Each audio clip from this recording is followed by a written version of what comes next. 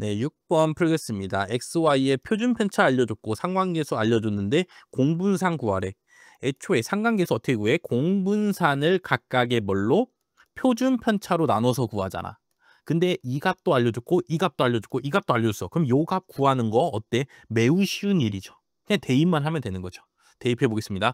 마이너스 2분의 1은 공분산 내가 구해야 되는 거고 x의 표준편차 2, y의 표준편차 5니까 요렇게 해서 이 방정식을 풀어내면은 공분산 구할 수 있죠. 그래서 2, 5, 10을 요쪽에 넘겼다 쳐봐. 그럼 뭐가 돼? 마이너스 5가 되겠죠. 정답 몇 번? 2번이 되는 무슨 문제? 매우 쉬운 문제. 상관계수에 대한 식을 알고 있냐라고 물어보는 문제죠. 근데 식 당연히 알아야죠. 시험 들어가기 전에 당연히 알아야 되는 부분이기 때문에 여러분들도 저처럼 이렇게 빠르게 쉽게 푸실 수 있어야 됩니다. 네, 7번 단순 선형 회귀 분석에서 결정계수 구해봐라. 결정계수는 일단 어떻게 구하는 거야? SST분의 SSR로 구할 수도 있고 단순 회귀 분석에서는 상관계수의 제곱으로도 구할 수 있죠. 근데 주어진 식을 보면은 SST나 SSR, 뭐 결정계수 이런 게 안 나와 있잖아. 안 나와 있기 때문에 요럴 때는 회귀 분석에서 막혔을 때는 어떤 식을 쓰라고? R은 B 곱하기 SY분의 SX입니다를 쓰고 그 다음에 이거를 제곱해. R제곱은 B제곱 곱하기 SYY분의 SXX입니다라고 쓰면은 요 부분이 뭐가 돼? 결정계수가 되는 거죠. 자, 그래서 다시 쓰면은 B제곱, B가 뭐야? B는 SXX분의 SXY잖아. 그렇죠? 그걸 제곱하기 때문에 SXX 제곱분의 SXY의 제곱. 그렇죠? B제곱을 했으니까 그거 곱하기 SYY분의 SXX가 되고 요렇게 하나씩 뭐가 돼? 약분이 돼서 결정계수는 결국 어떻게 구할 수 있냐? SXX 곱하기 SYY분의 SXY의 제곱 요렇게 구할 수가 있는 겁니다. 그럼 결국 얘네들을 하나하나씩 다 뭐 해줘야 돼? 구해줘야죠. 그래서 SXX부터 구하면은 얘는 어떻게 구하는 거야? 시그마 X 마이너스 바 X의 제곱, X의 편차 제곱들을 다 더한 제곱합인데 지금 문제에 주어진 표현법으로 얘를 다시 쓰면은 X의 제곱들의 합 빼기 N 곱하기 바 X의 제곱 요렇게 쓸 수가 있죠. 자, 요러고 나면은 X의 제곱합 10, N 5, 바 X가 1이니까 1의 제곱 어차피 1이다 해갖고 요 값을 이제 뭐 할 수가 있어? 내가 계산해낼 수가 있죠. 그래서 요런 식으로 얘네들 하나를 다 뭐 해준 다음에 구해준 다음에 대입해서 결정계수를 찾아야 되는 문제입니다.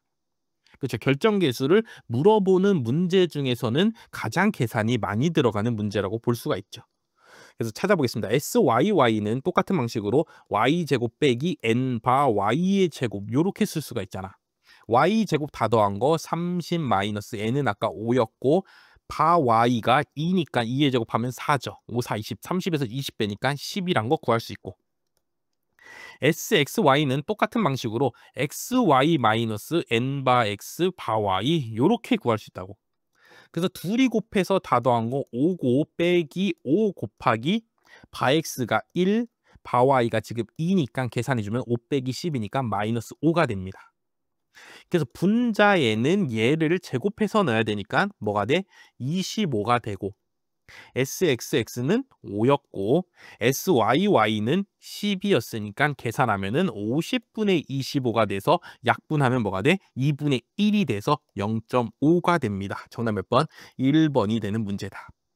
다시 회귀 분석에서 결정계수 구해보라는 문제는 결정계수의 정의에 따라 구하면 되는데 이것들이 문제에 하나도 안 나와 있어. 그때는 요식 회귀 분석에서 가장 중요한 식이죠. R은 B 곱하기 SY분의 SX 요걸 이용해서 구해주시면 된다고. 이거를 뭐 해주면은 제곱해주면은 얘가 상관계수의 제곱이 되니까 얘가 결정계수가 되고 우리는 요쪽 부분만 요 주어진 식 갖고 찾아주시면 된다. 그리고 제곱합은 요렇게 해서 쪼개 쓸 수 있다라는 것도 여러분들이 기억해 주셔야죠. 그렇죠? 요렇게 나올 때도 물론 있지만 요렇게 안 나오는 경우도 있잖아. 그럴 때는 요 방식 식으로 제곱의 합 빼기 n 곱하기 표본 평균의 제곱으로 구할 수 있다는 거 반드시 잘 기억해 주시기 바라겠습니다. 그래서 당연히 보자마자 빠르게 풀 수 있는 뭐 쉬운 문제는 아니라고 제 판단이 되고, 이 정도까지는 여러분들이 좀 한 뭐 2분 30초 뭐 3분까지 쓰더라도 충분히 계산만 똑바로 하면 풀 수 있는 문제니까 시험장에서 풀어주셔야 된다라는 말씀 드리겠습니다. 네, 8번 다음 설명 중 옳은 거 찾아보라 해서 보기를 봤더니 각각 인자 A의 효과, 인자 B의 효과, 교호작용의 효과에 대해서 뭐하라고? 유의성을 판단해 보라죠. 가설 검정을 해보란 소리죠. 그러고 분산 분석표를 봤더니 이미 값을 다 줬어. 그럼 뭐만 남았어요? 여기 마지막에 F값 부분만 남은 거죠. 이미 값을 다 알려줬잖아요. 여기 분산 분석표 안에. 그럼 F값 바로 구할 수가 있죠. 요 MSE 갖고 각각들을 나눠주면은 F값이 나오는 거잖아. 그래서 2.5, 4.5, 2라는 걸 찾을 수가 있죠. 그러고 나서 이제 각각의 뭐랑 기각치들이랑 비교해 보면 되는 거죠. 자, 첫 번째 A는 F값이 2.5가 나왔고 A에 대해서 검정할 때의 F분포의 자유도는 2랑 9잖아. 그럼 4.26이랑 비교해 줘야죠. 근데 내가 구한 F값이 요 기각치 4.26보다 뭐해? 작기 때문에 기울가설 뭐야? 채택이죠. 채택이면 유의하지 않은 거잖아. 그렇기 때문에 1번 틀렸죠. 다시 기각치가 있는데 내가 구한 F값보다 기각치가 더 커. F값이 기각치 안에 못 들어와. 그럼 분산 분석은 무슨 검정이니까? 우측 검정이잖아. 근데 못 들어왔어. 그럼 기울가설 뭐야? 채택이죠. 기울가설 채택이 뭐랑 같은 말이라고? 유의하지 않다란 말이랑 같은 말이라고. 기울가설을 기각할 때 유의한 거라고. 의미가 있는 거라고. 기울가설을 기각해야지 이제 인자 B에 대해서 뭐 인자 A에 대해서 평균이 다르니까 조금 이제 어떤 인자에 따른 효과가 있는 거 아닌가? 그럼 이제 더 연구를 진행해 볼 가치가 있게 되는 거죠. 그렇기 때문에 기울가설을 기각하는 게 유의한 거다라는 거 반드시 잘 기억해 주시기 바라겠습니다. 자, 인자 B도 똑같이 자유도가 2,9니까 얘도 똑같이 4.26이랑 비교하면 되는데 얘는 4.5가 더 크죠. 그렇죠? 우리가 구한 F값이 더 크다고. 그렇기 때문에 인자 B의 효과는 유의하다 맞게 되고 옳은 거 찾으라 그랬으니까 2번이 정답이 되는 거죠. 이어서 밑에도 해보면은 교호작용은 자유도가 4, 9니까 3.63이랑 비교해야 되는데 3.63이 더 크잖아. 그렇죠? 그럼 교호작용 효과는 유의수준 5%에서 뭐에? 유의하지 않은 거죠. 근데 5%에서 유의하지 않아. 근데 1%에서 어떻게 유의하게 돼? 그것도 당연히 안 되죠. 요거는 그래프적으로 생각하면 된다고. 요거를 F분포라고 치면은 5%에 해당하는 값, 이게 5%에 해당하는 값이 지금 3.63이야. 근데 내가 구한 검정 통계량이 지금 몇이야? 2잖아. 3.63 안에 못 들어오니까 5%에서 유의하지 않다고 기무가설을 채택하게 된다고.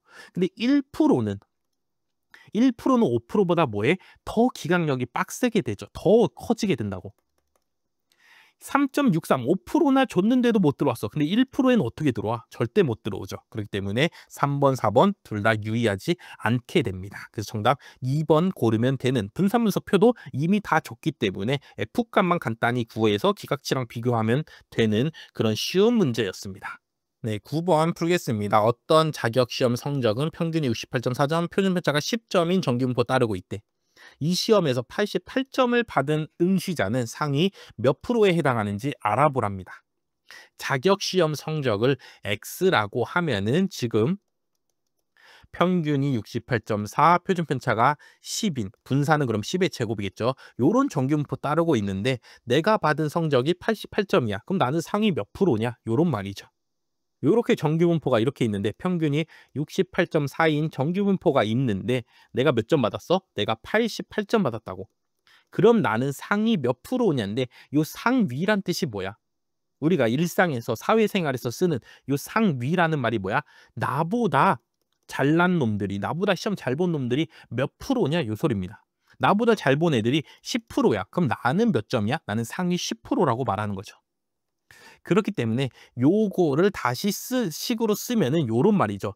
X라는 요 분포가 X인데 얘네들이 성적이 있는데 내가 받은 88점보다 더 잘 본 애들이 몇 프로냐를 계산해 보는 거죠. 그러면은 여기 넓이 구해 보면은 나는 나보다 잘 본 애들이 뭐 15% 있어. 그럼 나는 상위 15%구나. 요렇게 판단을 내릴 수가 있다. 요런 말이죠.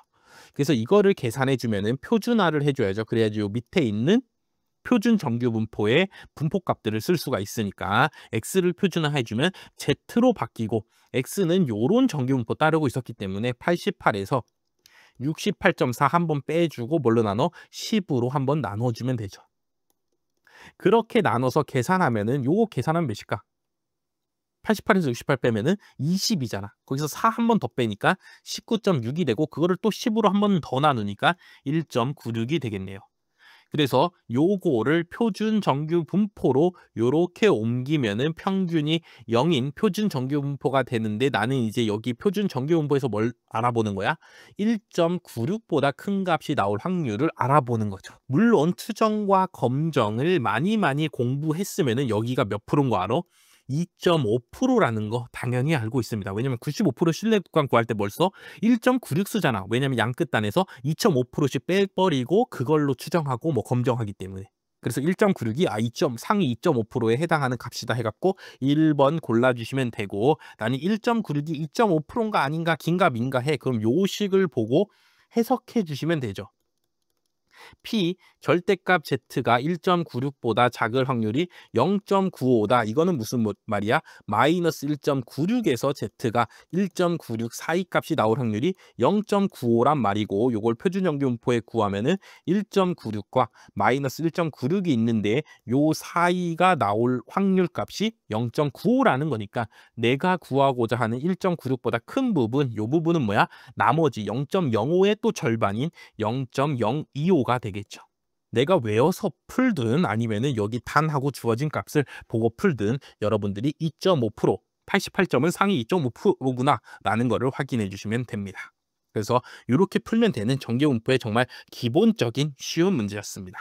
네, 10번 모집단의 평균이 65, 표준 편차가 15여서 내가 모집단의 평균과 표준 편차를 지금 알고 있는 상황이죠. 또 그리고 모집단은 정규 분포래. 자, 그랬을 때 N명의 평균 몸무게가 60kg보다 클 확률이 0.95 이상이 되도록 하는 N을 구해보라는 문제죠. 그래서 N이 다 뭘로 돼 있어? 부등식으로 돼 있다고. 자, 이런 경우에는 뭘 보라고?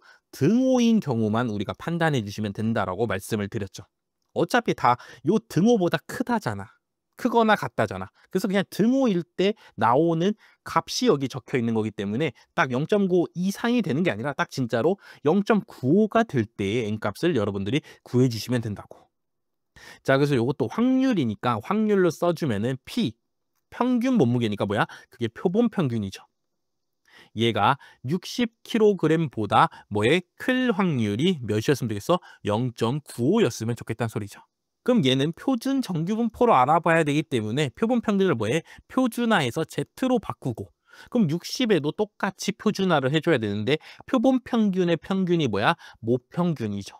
그래서 빼기 65가 되고 나누기 여기에는 뭐가 들어야 돼? 표본 평균의 표준 편차인 루트 n분의 시그마가 들어가야죠. 근데 지금 n은 모르는 거고 내가 지금 앞으로 구해내야 되는 거고 시그마는 지금 15라는 거, 모표준 편차가 15라는 거 문제에서 알려줬으니까 다시 식을 쓰면은 요렇게 됩니다. 자, Z라는 표준 정규분포가 있는데 어딘가에 요런 값이 있어. 이 값보다 큰 값이 요 표준 정규분포에서 큰 값이 나올 확률이 0.95래. 그럼 여기는 몇이란 소리야? 그렇죠? 요게 몇이란 소리야? 이게 바로 1.645란 소리죠. 마이너스 1.645란 소리죠. 다시 표준 정규분포가 이렇게 있는데 이 값보다 큰 값이 나올 확률이 0.95였으면 좋겠대. 그럼 이 값보다 작은 값이 나올 확률이 몇이란 소리야? 0.05란 소리죠. 다시 이쪽 반대편으로 돌려보면은 여기가 어떤 마이너스 어떤 값이라고 치면 부호만 바뀌어서 여기에도 똑같은 값이 있다고 치면은 이 값보다 큰 값이 나올 확률이 뭐란 소리야? 0.05란 소리고 얘를 뭐라 쓸 수 있어? Z 0.05라고 쓸 수가 있죠. 자, Z 0.05가 몇이야? 1.645죠. 여기 문제에 나와 있잖아.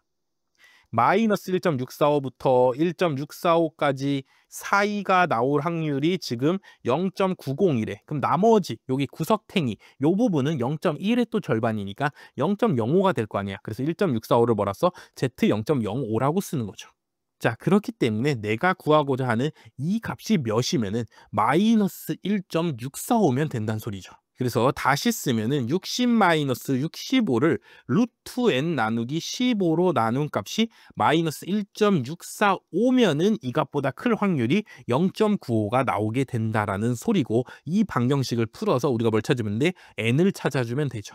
자, 그래서 다시 계산하면 얘는 마이너스 5, 1분의 마이너스 5고 얘는 15분의 루트 n이니까 요렇게 1, 3 해갖고 약분할 수가 있게 되죠. 루트 n분의 3분의 마이너스 1이니까 둘 다 플러스로 바꿔줬다 치고, 루트 n분의 3분의 1이니까 역수의 역수, 분수에다가 또 역수 취하는 거니까 얘는 3분의 루트 n이 돼서 얘가 1.645면은 되고, 루트 n이 3 곱하기 1.645면 되고, 제곱해서 루트를 뭐 해줘? 없애주면은 n은 3 곱하기 1.645의 제곱이면 되고, 이 값보다 다 뭐 해줘? 커지면 확률이 0.95 이상이 된다니까 이렇게 크다 부등호 적어주면 되겠죠. 정답 몇 번?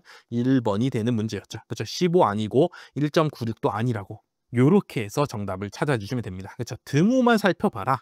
표본의 크기, 최소 표본 크기 막 이런 거 구하라는 문제 있는데, 결국 어차피 정답은 언제다? 등호일 때다. 최소값이든 최대값이든 다 등호일 때니까 등호라고 치고 0.95라고 치고 표준 전기분포 그래프를 그려보면은 이 값이 마이너스 1.645여야 됩니다를 찾고, 그 다음에는 요거 방정식 푸는 거는 뭐 계산하는 거니까 별로 어렵지 않게 되죠.